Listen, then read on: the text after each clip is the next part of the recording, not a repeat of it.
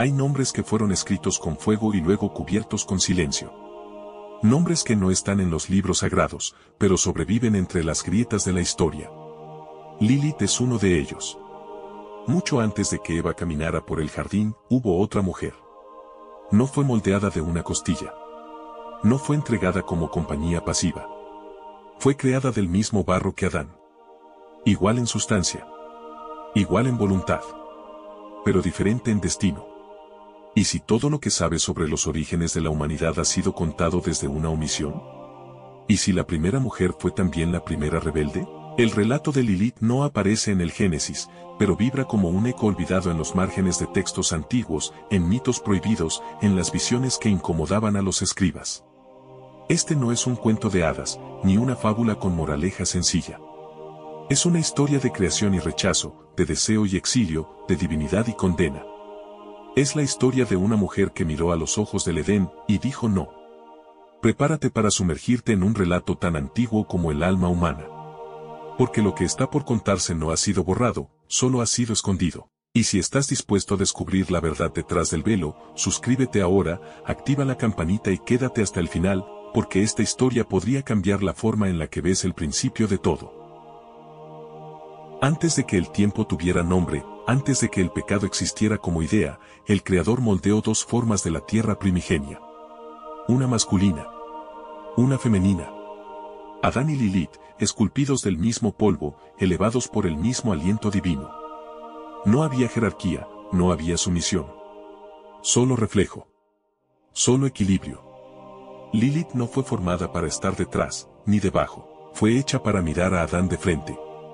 Para caminar junto a él en la vastedad del paraíso. Ella era fuego contenido en carne, inteligencia pura envuelta en forma humana. Y al principio, todo fue armonía, pero esa armonía llevaba en su centro una tensión dormida. Porque mientras Adán nombraba a los animales y recorría los límites del jardín, algo en Lilith despertaba. Una voz interior, suave como el viento, firme como una roca, le susurraba que su existencia no era para el silencio. Que su voluntad no era un accidente. Fue entonces cuando surgió la diferencia, no en la carne, no en el espíritu, sino en la mirada. Adán buscó mando. Lilith pidió igualdad. Y en el núcleo de esa confrontación germinó el primer conflicto humano. No por deseo, no por pecado, sino por autonomía. Los textos antiguos, los que fueron ocultados, los que no llegaron a los altares, insinúan que Lilith pronunció el nombre sagrado de Dios. No como ofensa, sino como afirmación de su origen. Fue su forma de recordar que no era una sombra. Que su alma también había sido tocada por la chispa divina. Pero en el Edén no había lugar para la igualdad entre iguales, y lo que vino después fue exilio. Lilith no fue expulsada. No fue arrastrada por querubines ni condenada por una voz tronante. Ella se fue. Por voluntad. Por convicción. Por algo que los textos sagrados no se atreven a nombrar, libertad. Mientras los ángeles observaban en silencio, Lilith cruzó los límites del paraíso. No hubo marcha atrás, ni lágrimas en su rostro. Había cruzado una línea invisible que incluso los querubines temían pisar, había elegido ser ella misma, aunque eso significara no pertenecer. Los antiguos relatan que su partida estremeció los cielos, que hubo un temblor leve en el corazón del Edén. Y que los ángeles enviados a buscarla, Zambi, Sansambi y Semangelov, descendieron para convencerla de regresar. Pero Lilith ya no era la misma criatura que había sido moldeada. Algo en ella había cambiado. Era ahora una síntesis de creación y rebeldía. De luz y oscuridad. Se dice que Dios le ofreció una elección. Volver. Renunciar a su voz. Doblegarse al designio del Edén. Pero Lilith, firme, pronunció el nombre sagrado y selló su decisión. Fue entonces cuando su figura dejó de ser solo humana y se transformó en símbolo. En los relatos ocultos, en las leyendas que no entraron en el canon, se dice que se convirtió en madre de seres desconocidos, en compañera de demonios, en figura temida y reverenciada. ¿Pero fue realmente una demoníaca? ¿O fue simplemente la primera en reclamar el derecho a no obedecer? Desde entonces, su nombre fue borrado, silenciado, desviado. Transformado en amenaza. Porque nada es más peligroso que una verdad que rompe con el orden impuesto. Lilith no cayó. Lilith eligió. Y en su elección, el Edén conoció el precio de la libertad. Fuera del Edén, Lilith no encontró desierto, ni castigo inmediato. Encontró un territorio que los textos nunca describen con claridad. Un umbral entre mundos, donde la creación aún era líquida, inestable, y donde lo divino y lo oscuro se rozaban sin conflicto. Allí, en ese borde del tiempo y la sustancia, Lilith floreció de otro modo. Ya no era la pareja de nadie. Ya no respondía a nombres impuestos. Los escritos más antiguos, como el alfabeto de Ben Sira, murmuran que, al ser rechazada por Adán y por el Edén, Lilith tomó refugio en las profundidades del mar, no como prisionera, sino como soberana. Desde allí, dice la leyenda, pronunció nombres que no estaban permitidos, y con cada uno de ellos creó descendencia, no hijos de carne, sino de sombra, deseo y fuego. Criaturas intermedias, espíritus que habitan los márgenes de lo conocido.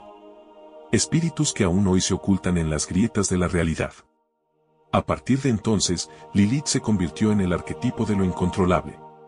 Se le atribuyó la seducción, la muerte súbita, los sueños eróticos, el susurro nocturno que interrumpe la paz. La tradición hebrea, al no poder eliminarla, la deformó, hizo de ella una advertencia. Una amenaza que se aparece en la noche. Una figura que ataca a los niños recién nacidos y seduce a los hombres en sueños. Pero detrás del mito había otra verdad, Lilith no quería destruir. Quería ser nombrada con justicia. Quería existir sin necesidad de doblegarse. Y esa fue la herejía imperdonable. Mientras Adán recibía otra compañera, hecha ahora de su costilla, no del mismo barro, Lilith se convertía en el eco de todo aquello que fue negado. Y en cada generación, su nombre resurgiría, no como demonio, sino como memoria. Mientras Lilith desaparecía en la penumbra de los textos prohibidos, el Edén no quedó incompleto por mucho tiempo. Dios, viendo a Adán solo, decidió crearle una nueva compañera. Pero esta vez no del mismo barro, no de la misma esencia. Eva fue modelada de su costilla, no como igual, sino como parte derivada. Una sutileza que sellaría siglos de destino. El Génesis la nombra sin cuestionar su origen, pero entre líneas se percibe una inquietud, Eva no fue la primera. Su creación no fue el principio del amor, sino la respuesta a una ausencia. El Edén no reparó la herida, simplemente la ocultó con una nueva forma. Eva fue recibida con júbilo por Adán. No discutió. No exigió. No conocía otra forma de ser. Su presencia trajo armonía, pero también un olvido profundo. El nombre de Lilith dejó de ser pronunciado. Como si nunca hubiese existido. Y sin embargo, en los susurros del viento nocturno, los sabios antiguos decían que Eva, aún sin saberlo, llevaba en su sombra la memoria de la anterior. Que en cada duda, en cada acto de desobediencia, una chispa de Lilith despertaba en su interior. Porque Eva también fue puesta a prueba, y también eligió. No con furia, sino con hambre de conocimiento. Y ese deseo, considerado traición, fue la herencia no dicha de la mujer que vino antes. Así, mientras Eva mordía el fruto, Lilith observaba desde la distancia. No con rencor, sino con la tristeza de quien sabe que no fue olvidada, sino suprimida. El Edén, ese jardín que nació para contener perfección, se convirtió en el escenario del primer eco, dos mujeres, dos decisiones, y el mismo castigo final. No por destruir. No por matar. Sino por elegir. Los textos apócrifos y la cábala hebrea susurran lo que nunca fue dicho en voz alta, que Lilith, al abandonar el Edén, no se convirtió en paria, sino en reina de un dominio invisible. Allí, entre la frontera del mundo y lo intangible, forjó un pacto con fuerzas primordiales. Algunos lo llaman demoníaco. Otros, simplemente, ancestral. Pero lo cierto es que ese pacto selló su destino como madre de los otros, de aquellos que nacen fuera de las normas divinas.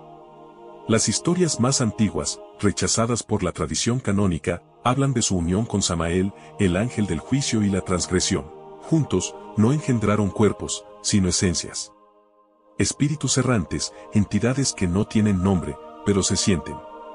Se dice que Lilith dio a luz a miles cada día, y que cada uno de ellos representa una posibilidad rota, un deseo reprimido, una voz silenciada. ¿Pero es eso maldad? ¿O acaso es una forma distinta de creación? La tradición patriarcal temía esa fertilidad no autorizada. Temía la libertad de una mujer que no pedía permiso, que creaba sin mandato, que amaba sin deber. Y así, Lilith fue convertida en símbolo de lo prohibido. Las madres colgaban amuletos con su nombre, no para invocarla, sino para mantenerla lejos. Porque su cercanía traía preguntas.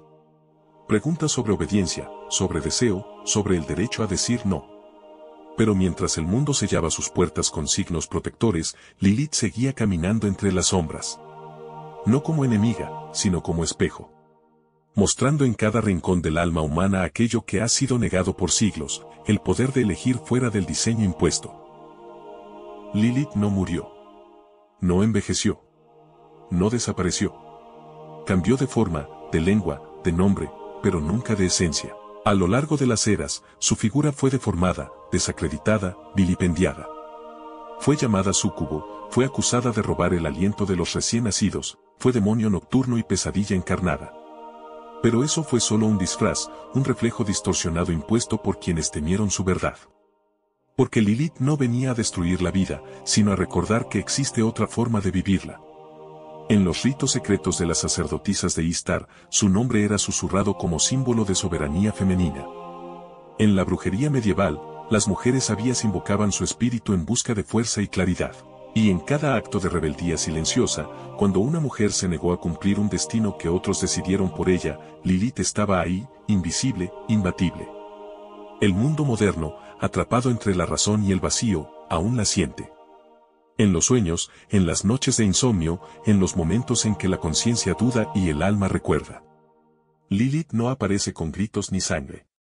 Ella llega como un pensamiento que no puedes borrar, como una certeza que desestabiliza todo lo aprendido, y si la desobediencia no es pecado, sino despertar.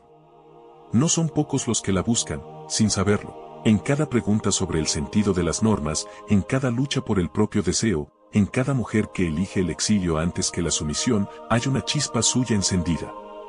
Y así, la figura borrada del Edén se convierte en sombra perenne de la historia humana, recordándonos que a veces, el precio de la libertad es ser condenado por quienes no se atreven a imaginarla. Dicen que, al enterarse de la fuga de Lilith, Dios envió 3 ángeles para traerla de vuelta. Senoi, Sansenoi y Semangelov descendieron hasta las riberas del Mar Rojo, donde la huella del Edén se disolvía en aguas turbias. Le ofrecieron volver, le suplicaron, le advirtieron. Pero Lilith se mantuvo firme. Su negativa no fue por orgullo, sino por conciencia. Sabía lo que dejaba atrás. Y aún así, eligió no ser una costilla más. La respuesta divina fue una maldición. Cada día, 100 de sus hijos, las criaturas nacidas fuera del Edén, serían aniquilados. Fue el castigo por la creación sin mandato, por concebir sin altar, por existir sin sumisión. Lilith no lloró, pero en su silencio ardió una tristeza antigua, la misma que sienten las madres que deben ver marcharse a quienes aman, sin poder evitarlo. Dios, ese Dios tan infinitamente justo, no volvió a llamarla. No pronunció su nombre, como si al ignorarla pudiera borrarla. Pero el vacío que ella dejó en el paraíso no se llenó jamás. Eva, dócil y moldeada, no ocupó el mismo lugar. Era compañera, sí, pero no igual. Y Adán, aunque dormido en su obediencia, tal vez en algún rincón de su alma recordaba a la que un día caminó a su lado sin agachar la cabeza. Desde entonces, el cielo calla cuando se nombra a Lilith. No porque no la reconozca, sino porque no sabe cómo reconciliar su existencia con la narrativa de perfección. Porque Lilith es el error que no puede admitirse, la grieta en la estructura divina, la pregunta sin respuesta en la teología del orden. Y así, su nombre se convirtió en tabú, en eco prohibido, en símbolo de lo que no debe recordarse, precisamente porque jamás se ha olvidado. Lilith ya no habita un lugar. Habita una idea. Y no hay lugar más poderoso que ese. En cada cultura que intentó erradicarla, se transformó. En cada intento de silenciarla, su eco se hizo más profundo. En cada doctrina que la llamó maldita, sembró la duda. Porque su existencia no es solo una historia antigua, es una grieta en la imagen del orden sagrado, y una promesa de libertad para quien se atreva a mirarla de frente. Ella representa lo que la tradición teme, el alma indomable, la voluntad que no se doblega, la inteligencia que cuestiona. No es casual que se la haya asociado con la noche, con el viento, con lo oculto. Lilith no brilla como el sol de mediodía. Es luna nueva, es bruma, es espejo oscuro. No busca adoración, sino conciencia. No quiere seguidores, sino despiertos. ¿Y si su historia no fuera la de un castigo, sino la de un sacrificio consciente? ¿Y si, en lugar de una hereje, fuera una mártir? Una que, al elegir la soledad, preservó algo que el Edén no podía contener, la posibilidad de elegir. Porque toda obediencia impuesta es una prisión disfrazada. Y todo paraíso que exige sumisión es solo una jaula con flores. Por eso Lilith incomoda. Porque al escuchar su historia, sentimos una vibración en lo profundo. No miedo, sino reconocimiento, porque todos, en algún momento, nos hemos preguntado si vale la pena obedecer para pertenecer, o si es más noble partir y construir nuestra propia voz. Página 10. Lilith no desapareció. Se deslizó entre los pliegues del tiempo, se refugió en los márgenes de la historia, se transformó en mito, en susurro, en advertencia. Pero nunca dejó de hablar. Habla cuando una voz se alza en contra del deber impuesto. Habla cuando una mujer decide ser más que una costilla. Habla cuando alguien rechaza un mundo que lo quiere manso y obediente. Lilith vive en cada pregunta que desafía la respuesta oficial, porque su historia, más que una leyenda, es una prueba. Prueba de que el poder puede ser desafiado. Prueba de que incluso los relatos sagrados tienen grietas por donde entra la verdad. Y aunque por siglos se la llamó demonio, tal vez sea hora de preguntarnos, ¿quién decidió eso, y por qué? Si este relato te hizo mirar el mito desde otra luz, si sentiste que algo de esta historia rompió el silencio que la tradición impuso, entonces ya has oído el llamado de Lilith. Un llamado a no aceptar el mundo tal como lo narran los vencedores. A sospechar de los paraísos sin preguntas, a honrar la rebeldía que nace de la conciencia. Déjanos tu opinión en los comentarios. ¿Quién fue Lilith para ti? ¿Un símbolo de perdición o la primera en reclamar la dignidad que le fue negada? Dale like si esta historia te hizo pensar, suscríbete y activa la campanita para descubrir más relatos que yacen entre la oscuridad y la fe.